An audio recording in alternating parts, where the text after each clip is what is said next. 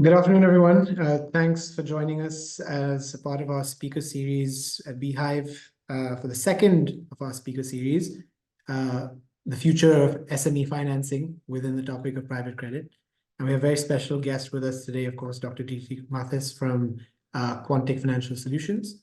Just before we start, though, would love to introduce some of our participants who perhaps are not investors with us. Of course, a special welcome to our existing investors, for those of you here, but also an equally special welcome to those looking to participate with Beehive for the first time. So just to introduce ourselves to you, we are, of course, the largest peer-to-peer lending platform in the GCC region, having originated nearly $800 million of lending on behalf of SMEs across the GCC. We are obviously the SME's partner of choice when it comes to fast, accessible, and digital finance. We're very happy to serve both our SME clients as well as the investors that support those businesses for a very long period of time and continue to do so. And for anyone who is interested in learning more about Beehive, I believe there are some links in the chat for you to access. So let's get started with the discussion for today. And of course, introducing again, Dr. Dietrich Mathis of Quantic Financial Solutions. Quantic is an asset manager with a focus on quantitative insights and investment strategies, both in private credit or specifically as well in private credit. And Dr. Dietrich, of course, is an expert in the subject. And I will open it up to you to introduce yourself before we jump into the discussion. Thanks. Thanks, Jihan. So just very briefly from my background, I did a PhD in one of my previous lives in quantum physics, actually, and economics. I then joined directly the financial industry. So I worked for a number of consulting firms. I worked as mostly in risk management. I worked as a chief risk officer of a bank in Europe. I worked as head of financial services consulting in the GCC with clients around the UAE, Bahrain, Kingdom of Saudi Arabia, and other countries. And since 2011, I'm founding partner of Quantic at the start, Quantic Risk Solutions, now Quantic Financial Solutions. We are a licensed asset manager with focus on quantitative approaches to investment management, both on the equity side, and that's the key topic today, on the private debt side. We have more than $1 billion assets under management and are running private debt strategies, SME focus in particular, at present mostly in Europe, and now reaching out internationally, both to the Arabian Gulf area and beyond. Thank you so much, Dr. Dietrich. So let's jump straight into it. I guess I know the theme of this session is the future of SME lending, but I'd like to start a little bit in the past, given your experience, especially when it comes to risk pricing. Could you contextualize for the audience, I guess, the key differences between how traditional bank risk is priced versus sort of how fintechs and Quantic as a strategic player prices SME risk and sort of the differences from that approach? Yeah, most happily, and we have it in the title of the talk, SME credit, and it goes back to the foundations of banking, because credit comes from the Latin or Italian Renaissance. Credit comes from credo, I believe or I trust to get my money back.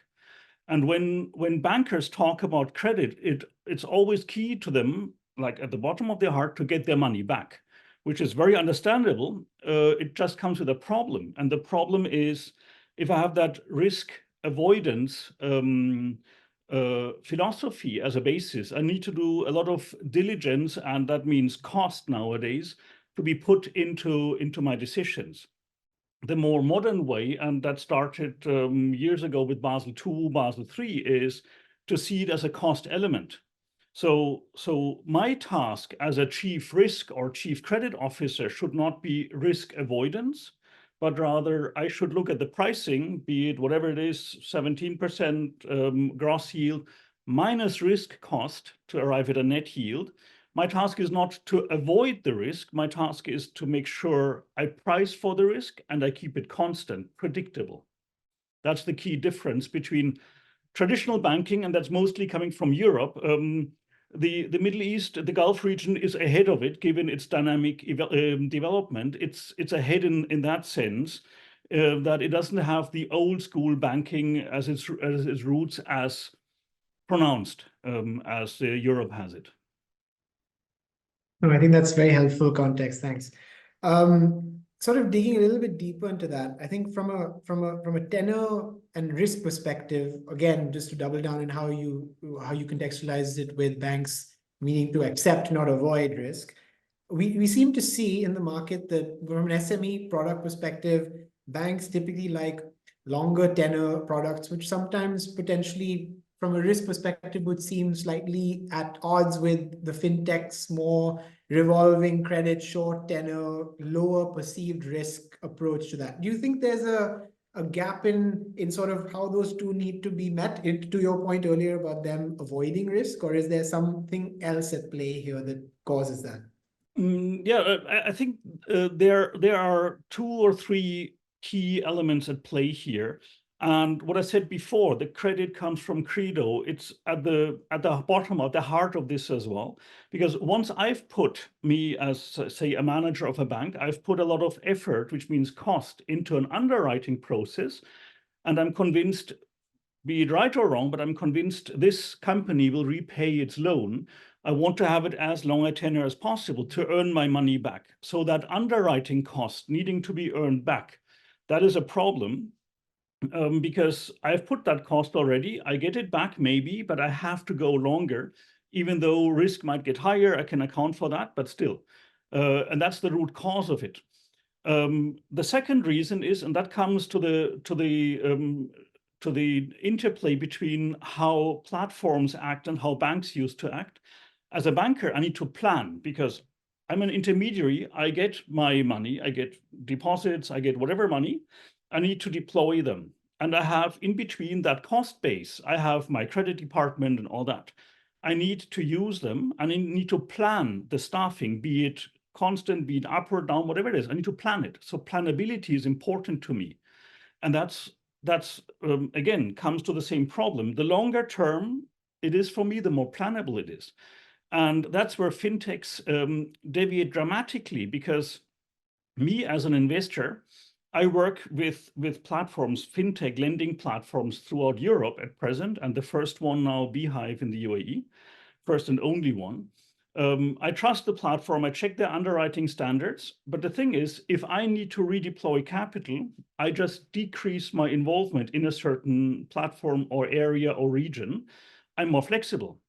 And that's why the platforms always favor the shorter terms, because they don't need the longer term planability, because they don't have it anyway on my side either. Right. I think you've contextualized it really well in terms of that sort of cost benefit approach, but also tying in the risk and payback perceptions that both parties have given their sort of space in the market. And it's very helpful. And just to sort of move further down the solution stack, I suppose, to that question, or rather that answer, what are some of the technological tools or processes that Quantic as a strategy, or rather the fintechs that you work with, and of course, players like ourselves, utilize in your experience that actually helps to bring that cost down, but also ensure that that risk management is still maintained at a level that's required of the fund? Yeah. Well, we started Quantic back in 2011 saying, or our fundamental idea was, which is not very original, of course, but was to use data, a data-driven approach. At the time, not even the word digital existed in banking. So we started out by collecting data, meaning balance sheet, P&L data of companies globally, and building a huge database. And that gives us not just an information advantage, because anybody can get that data, but they go normally one by one as a credit underwriter, as a credit officer, and do the underwriting. We have it at our fingertips. That makes it faster and hence cheaper. So we have that access directly. So we always do a two-step approach. We do a very tight due diligence with platforms we work with. So throughout Europe, usually it's one country per platform. Same with you. So we look at investing in a certain country. We check the platforms. We do a due diligence on their loss ratios, whether they do all the checks correctly, and so on. And then we also do a second check with our system, and then we invest in individual loans. With those we have selected, so we have a two-step approach there. And the key thing is, risk avoidance is one thing, but it's not at the bottom of our investment strategy. It's the risk pricing. So because we have in Europe, we have 0.7% credit losses. If I bring that to 0.5, yes, it might make me proud, but if it costs me 0.4 to do so, nothing is won. So in the end, it's the planability. I want consistency through time in high standards with the platforms I work with. That's crucial to me. No, fantastic. I think that's very helpful. And for our, or perhaps members of the audience that are just digging deeper into sort of the fintech approach towards asset risk pricing, you might find that it's a lot easier than some people make it out to be. Just like you said, just the starting point of not avoiding risk, I think is something sometimes the biggest hurdle, ironically. Speed to funding. As I mentioned earlier, of course, Beehive's tenants are fast, accessible, and digital, but let's talk about the first one, which is speed, is oftentimes the most, we find with our customers, the most important reason for why they come to Beehive in the first place. Simply because the banks, as you mentioned, from a cost perspective, require these procedures to take place. So I guess the question is, how do we actually balance between that speed and risk approach to ensure that asset quality is made? And I suppose as a fund manager that's relying on platforms, what do you like to see as the balance between that approach to ensure that obviously your risk pricing remains where it is, but there isn't sort of any adverse selection problem that comes about from the pushing of that speed criteria? Yeah. And that indeed is the crucial element for us, that speed. To first take it from an investor viewpoint, so egoistic. I'm always egoistic for my investors because it's not my money, of course, it's somebody else's. If you look at the performance of our funds, the key risk for us is not the credit risk, it's the cash drag risk. I get whatever it is, 100 million or something. If I don't deploy, I have an opportunity cost. In Europe, the gross yield is 12%. In the UAE, it's higher, 17, that'd be 16, 18, whatever it is. That's my opportunity cost of not deploying. So that's my biggest risk. My credit risk is 0.7. My credit risk is only crucial to me when I ask myself, what's the stressed impact? Because the planned impact, as I explained earlier, is priced in. The only question is, what happens if something goes wrong? We have a war in Europe, we have whatever kind of crisis can happen. What does happen to my credit write-downs? I don't want them to go to 40, of course. So I always check the stress testing part. We did that first for the ECB in the Spanish crisis, where SME credit losses went from something like 2% before the crisis to then much higher, in some banks 10%, in others 30. If it's going to 10, I'm okay, because 17 minus 10, I should still invest. If it goes to 30, not okay. So I always check that on my investment side. And then secondly, I check how fast is the platform to deploy, because as you said rightly, and your clients wanting a loan, they take what they get after a certain time. If they have to wait for a reply from you for a month, you only get those who didn't get it anywhere else. So I want to avoid the adverse selection on your side, because then I have the more sensitive, weaker clients. So on both sides, for me, speed is of the essence for my deployment and for your deployment. Right. No, 100%. I mean, adverse selection problem touches all parts of the business in a good way and a bad way, I suppose, ironically.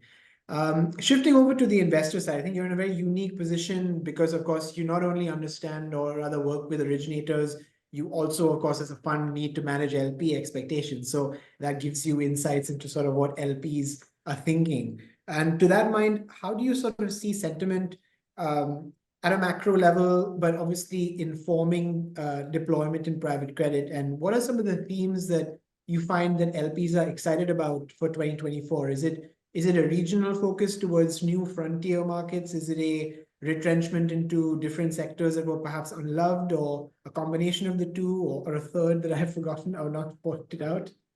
Yeah, what we see indeed is a few trends in the past, let's say 12 months. One is, of course, that all of a sudden people are still in the hunt for yield mindset. So just recently we had a discussion with an investor who said, oh, you're offering whatever, 6 and a bit % return. I have this regional Canadian bank that gives me 6.2. Okay, we can debate about that, but people are still in this 0.1, 0.2 mindset that they've trained for a decade now. And that's a very European viewpoint, of course, but that's still there. And the hunt for yield about the 0.1, 0.2. But what comes to the mind a lot more, and that is staggering, is the diversification in a geographical way. And what was very surprising to me is the huge difference in the vibe between the UAE as a region and Europe as a region. I know I've lived in the UAE for a long time, for years, and then I wasn't there for a few years and only came back like 2 or 3 years ago. And it's an entirely different mindset compared to Europe, like the way to think about business and the outlook for the future. It's very, I wouldn't say depressed in Europe, but there's a recession, it comes with a mindset, there's a war, all these things, while in the UAE there's not. And that slowly sinks in with institutional, we only work with institutional investors in Europe. And that's why there's a push to the more booming region, certainly when it's as close as the Gulf is to Europe. It's always Asia is far away from a European institutional viewpoint. So that's the second part that I see. And the third one about the economic environment and what we also impose is sector restrictions. So the platforms have the big advantage for us. They go across the industries, and we always look at a nice diversification across industries, but we exclude certain industries, be it for regulatory reasons about weapons production and so on and so forth, because we are also investing state money in Europe, there are all these state money programs, but also real estate. Because when you do SME financing, quite some of your financing indirectly might go to construction companies, those delivering the heatings, the ACs to those companies, and that needs to be treated with a bit of caution, of course. So that's where we are a bit more looking a bit more closely in the past months, in the past half year or so, than before, where we were more open in a sectoral allocation perspective. No, very interesting. And just to touch on that, one of those points you raised sparked a sort of question in my head. Do you think that LPs are aware at the sort of, or rather, let me rephrase, what do you think that LPs' perceived risk of a market like the GCC is relative to the actual data that you've seen, of course, by working with originators and seeing the granularity of data? Do you think that there's a dissonance perhaps between that perceived element of risk versus the actual fact? Or do you think LPs are quite aware of the nature of the market today and how secure potentially it is relative to developed markets? I think there are in people's mindsets. The thing is, Europe, I mean, if you look at Germany, for example, it's very export oriented and so on. And that is quite similar in a way to, say, the United Arab Emirates, which is very outward looking as a trade hub, as a travel hub, and so on. But if you look at the EU as a total, it's not as outward looking. It's not as export oriented as a region, let's say. So the perception of the details in other jurisdictions isn't as detailed always as one might think if one thinks of oneself from a UAE perspective or from an export focused perspective. So I would say when we talk to our institutional investors, what we do here is about still, after a decade or more, about the real estate issues, pricing issues 1.5 decades ago. And it's only now in the past year or so, it's sinking in that the UAE today is an entirely different world and economic environment than 10, 15 years ago, as would be obvious to anybody doing business there on a regular basis or investing there on a regular basis.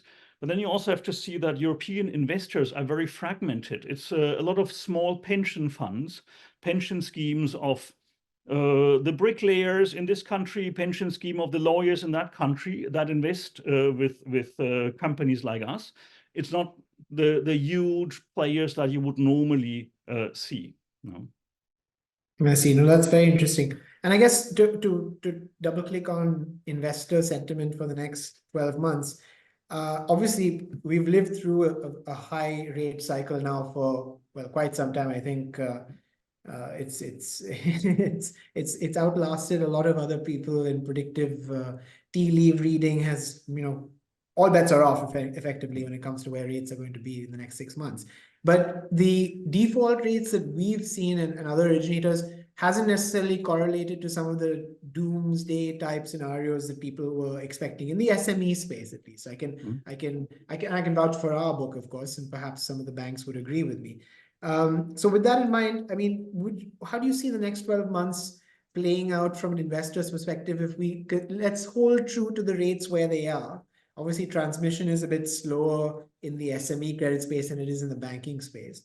Do you think investors will sort of remain disciplined as they chase yield, or at some point do you feel that people are going to think that, okay, well, we might want to preempt this downward cycle and move into another asset class? Yeah.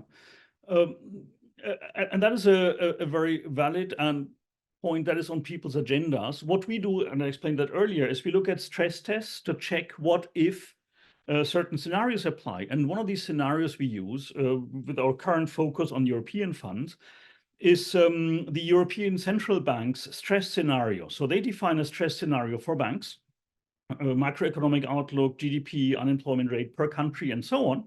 And we apply that and we check what does it mean for default rates. And we applied it across the world. We have this global database and checked the default rates by industry, by country. And what we saw is, of course, default rates going up in Europe, as you would expect. But interestingly, in that scenario, default rates go down in the GCC. Because yes, there's interest and interest cost to SMEs, and that's a drain. But by and large, from a European viewpoint, stress means increasing energy prices. Middle East being a net energy exporter, it means very good thing, increasing energy prices, because it's on the income side. So actually, for viewing from a Gulf perspective, there's an interplay between problematic aspects being increase of interest cost and fantastic aspects being a lot of business flowing in the context of export revenues flowing in. So in that sense, I see the UAE much better positioned, or the GCC generally much better positioned in the near to midterm future for the economic environment, let's call it, that we live in, looking at Europe, looking at the US or Asia, both in terms of geographic location with the wars going on or the stresses here and there, but also with the economic problems. It's not a stress, but problems that are going on. So the near-term outlook, and that's also why it's the perfect timing for us to be present locally in the UAE, is the relative outlook in the UAE is much better than in many other jurisdictions. I see, I agree. And the final question, I guess, before we get into the Q&A section, and please invite participants of the audience to submit your questions. Basel III, we've discussed, obviously, you mentioned Basel II and the transition that occurred back then, but now as we transition into what is quote unquote Basel IV, and the way that banks are viewing SME lending, and almost more liquidity is expected to be sucked out of the system for SMEs with that view. The opportunity seems ripe for alternative lenders. And obviously, as someone who deals with so many different originators and alternative lenders at a strategy level, how do you see this sector evolving from the asset side of the investors? I think you've touched upon the liability side of the investors, but more from the asset side, how do you see the next level of growth? Is it platforms being able to deploy larger and deeper, or is it effectively a diversification play by platforms that have replicated a model in one place and taking them to another market, or a combination of the two? Yeah. I think it's a very valid thing, but it's independent. That on the one side, banks are reducing their SME lending. What you just discussed earlier is that banks are not as agile in a way. So there's the intermediary function that they have is more complex in today's world because platforms are more versatile in their actions. I'm full of well, I think bankers have a very difficult task today, and they do very well in that. But there are certain things at play that make it attractive for banks to reduce their SME lending. That's not regulatory pressure, but rather, if I very simply look at, on a very high level, at my income ratios, I do whatever gross yield after risk cost of 8%. I have underwriting that costs me 4. I have a profit of 4. If I look at corporate banking, after risk cost, I have 5. Usually the yields are smaller, and I have 1% of underwriting cost, gives me also 4. But my investors as a banker are looking at my cost income ratio. And my cost income ratio is much worse on the SME business, although it's the same profit in the end. So it's a bit of a short-sighted view of bank investors that put the implicit pressure on banks to go out of that business. It's not that the platforms take it and push out the banks. It's implicit in banking, or one can already say. From that, credit comes from Credo. It's that that duty they have in a way. While platforms are more versatile with the speed they have with the deployment, because a bank has an SME underwriting business and their book. For me, and I mentioned that earlier, I can withdraw my money from a platform, a country, if I need to, because I lose money, some investor takes out money, I withdraw from a certain platform easily. You are taking that, you as the platform are taking that burden off me, making me more versatile. And in turn, you have several clients, not just us. You go to another client because some American bank or some Middle Eastern, obviously, or some Asian bank or investor might replace us. So the system becomes more versatile to match supply and demand. So it's a fundamental change away from very static banking to a more versatile system to everybody's benefit. It could be a bank. It could be a bank from Europe, let's say, an extreme case that wants to build up a UAE SME portfolio for whatever reason, because your cost doesn't burden them, because your cost is already paid for in the gross yield they get, and they might deploy with you rather than building up brick and mortar and expensive processes. So it's not banking against platforms; it's increasing versatility of the system that we see at play. I don't think it's going to go back to where it was in the past, because more versatility, when managed smartly, means more efficiency, and efficiency is what we talk about now. Got you. So no tier one capital bank deals, more platform deals for Quantic. You don't have to answer that. No, great. No, thanks, Dr. Nitya. Really appreciate it. We've got quite a few questions from the audience, so we can just jump into those, I think. First question, and I have to say, we didn't write this question because people are going to think we did. What is the process and what criteria do you use when deciding what lending platforms to lend money to? And what made Beehive so special that it's the only company that you want to work with in the UAE? I swear to God, we didn't write this question. I said it's the only platform we work with. It's not the only platform we want to work with. But what we have is we have a two-step investment approach. We have a due diligence of the platform. So we check who are the owners, what are their standards on underwriting, and that's not just credit. It's also anti-money laundering, know your customer, and all these things, because we rely on that. Also towards our regulators, we need to prove we check that.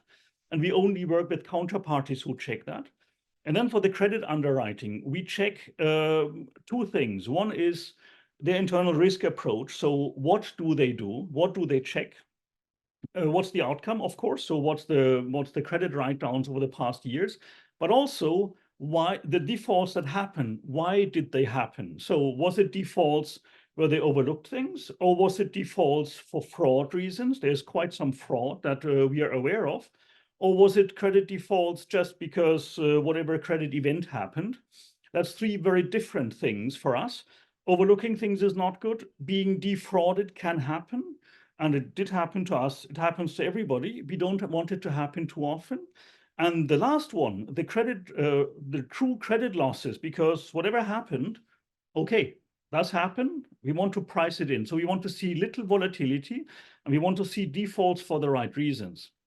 So that's the type of things. Now that implicitly or explicitly limits our choice of platforms, because those credit platforms, it was a very booming business in the past years. So many new ones came up, and we don't work with very new ones because we want to see that track record. We hate it when our investors say, "Oh, where's your track record for 10 years?" Well, we just started the business 10 years ago. Oh, sorry. Yeah. So I have to say, on that side, I hate it. On that side, I demand it myself. But that limits our choice as well, in a way. But that's what we look at in the platforms. The ownership structure as well. So we don't like hit and run people who jump on a bandwagon trying to build up something and sell it quickly. We want somebody who's in the business for the business. So that's what we look at, and that's our kind of our underwriting credit due diligence template, and that's the one where we put a lot of emphasis on. The other part is more system-based on the deal-by-deal assessment, and there we are easier if we don't have the data for some loan that we see on your platform. We just don't do it. We look at the next one. Now we take the liberty of only looking at those that are easily accessible to us. No, that's very, very, very helpful. The next question is, in what ways do you foresee private credit reshaping the landscape of SME finance in the next decade? I know we've talked about the next 12 months, but perhaps a little bit longer term. Yeah. Reshaping the SME finance landscape. The thing is, and I mentioned it, I think at the start. I'm from Germany, which is historically very strong in the SME mid-cap as part of the economy compared to other countries such as France, where it's more the global corporates that play a bigger role.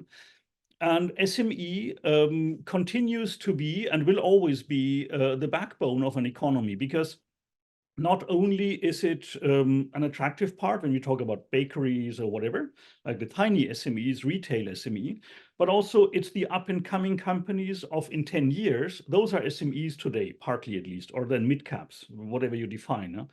So it will always be and remain the backbone of any economy, because it's the growing, the food for the future successful companies.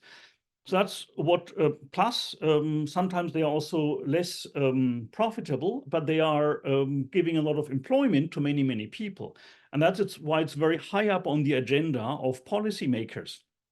In Europe, like, there are plenty of programs from the European Union, the European Investment Fund as well, to deploy funds specifically for SMEs, which makes a lot of sense for these two reasons: employment and building the economy in a decade.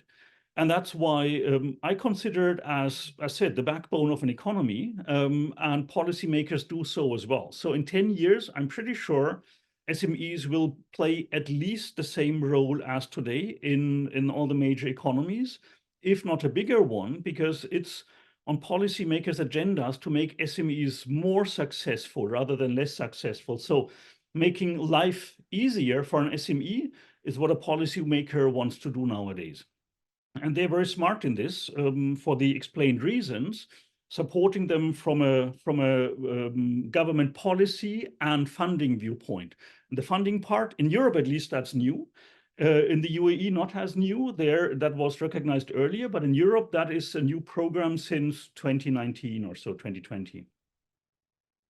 Yeah, no, I think the numbers are, I think it's 20% penetration of SME lending from banks in developed markets, close to that. It's like 2% here in the UAE. Yeah. So, I mean, assume, and at GDP levels, we're actually higher income. So you would only see where that 2% going to 20 is a huge opportunity. Yeah. Absolutely. And maybe to add that, I mean, the GCC comes from a more concentrated economic viewpoint with the history of the oil income, of course. But it has very early on recognized the importance to finance the other side as well. But sorry. No, very, very important point. Last two questions, I believe, for time. The next one is, and I'm going to slightly rephrase this a little bit just to help with the question.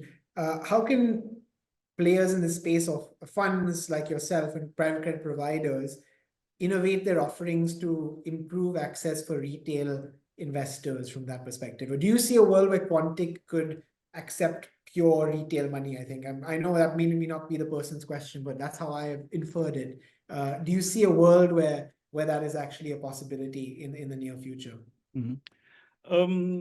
Well, from our direct viewpoint, for regulatory reasons, it's much harder. And the similar thing applies, as I mentioned, for the banks earlier with the cost-income ratio. We have investors who say, what's the total expense ratio of your fund? And having a fund that's open for retail is much more expensive for us in terms of regulatory requirements. Like for institutional investors, we have this much regulatory paper to work through. For a retail one is this much. That reflects with lawyer cost and so on in the total expense ratio for retail tranches.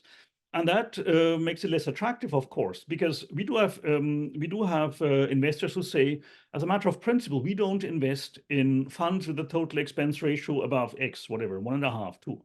While they should look at what's the return you make, what's the volatility of those returns, is it attractive? So for us, it is a difficult decision to go into the retail space for that very simple reason. I'm not saying there could be in the future retail funds open to retail funds of this type to open to retail investors. It would be very beneficial because these type of SME lending funds, they tend to be very low in volatility and they tend to have a certain income, not huge. It's not 30% as you can make with some PE funds sometimes, but it's not nothing. So the risk and the return, risk in terms of fund volatility and the return is attractive. But it needs to be different things because for us, it would be hard to do that. But certainly the investment case is there. I mean, as a peer-to-peer lender, of course, we've built ourselves from obviously giving access to retail investors. I think we are definitely looking at ways to give more access to the product suite on the asset side. Perhaps there's only so much we can do on the liability side, to be honest, in terms of, as you mentioned, regulatory requirements that make it slightly more challenging to optimize, say, structured products or things like that for retail because of the protections and investor education that's required. But I think on the liability side, or rather the asset side, sorry, we are definitely looking at ways to optimize products so that retail can get access to those. So in a way, we are innovating for retail investors by proxy. I guess the last question for the day is, why do you think that regional governments that manage big sovereign funds don't invest in private credit? I'm not sure I agree fully with that statement, but Dr. Dietrich, you're the expert here. And in turn, has that obviously created an opportunity for funds like Quantic to kind of find a home for this kind of capital? Mm-hmm. Well, I'm also not sure I fully agree with the question per se, because they do invest in various shapes and forms.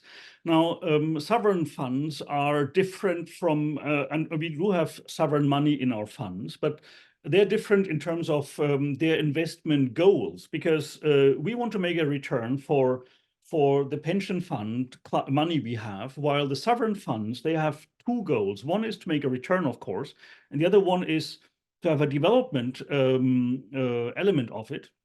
So in Europe, just to give an example, there is one element that is investing and the other, so seeding funds as us, and the other one is giving a guarantee, so a default guarantee to funds such as us. So putting money or putting a guarantee done by development banks or sovereign funds, can be either. And the same actually happens already in the GCC as well. So they do. It's just they don't tend to go to a fund and say, oh, we want to invest 20 million, 100 million, whatever it is, dollars with you. They do it in different ways and with different types of mandates behind, but equally efficiently, I think, or even more efficiently, because they have two benefits. One is the return, and the second one is the development. Yeah, I think a lot of, private credit is a very big space. So in a way, they are deploying, as you mentioned, in all these alternative routes. Perhaps not maybe enough capital is transmitting to the SME level. And that's probably where people like both of ourselves, Beehive and the Quantics of the world, are looking to address that. I think that kind of sums up the questions for today, Dr. Itri. Sorry. Sorry, one more last element on the funds. Well, in Europe, for example, but same happens in the GCC. The sovereign funds have specific programs to invest in SMEs by helping funds such as us come up. So they give us seed money for the risky part until we have a track record, and then other investors come in and take over. So it is a very smart way of doing it, and the same happens by sovereign funds in the GCC and development banks, I have to say. True, and we work with parties on both sides of those equations, on the development bank and sovereign fund side. So I can attest to the fact that there is some impetus, perhaps not as much as we'd like, but it does exist. Great, thanks, Dr. Dietrich. Really appreciate you joining us today, and my thanks on behalf of everyone at Beehive for those that have joined us. Please feel free to drop questions in the chat that might get picked up that we couldn't answer. Unfortunately, we'll send them over to Dr. Dietrich. I'm sure we'll be able to get you an answer. And thanks for joining us, and we look forward to seeing you at the next speaker series. And thanks again, Dr. Dietrich, for joining us. Really appreciate it. Thanks, Jihan. Great to talk to you. Thank you. Thank you.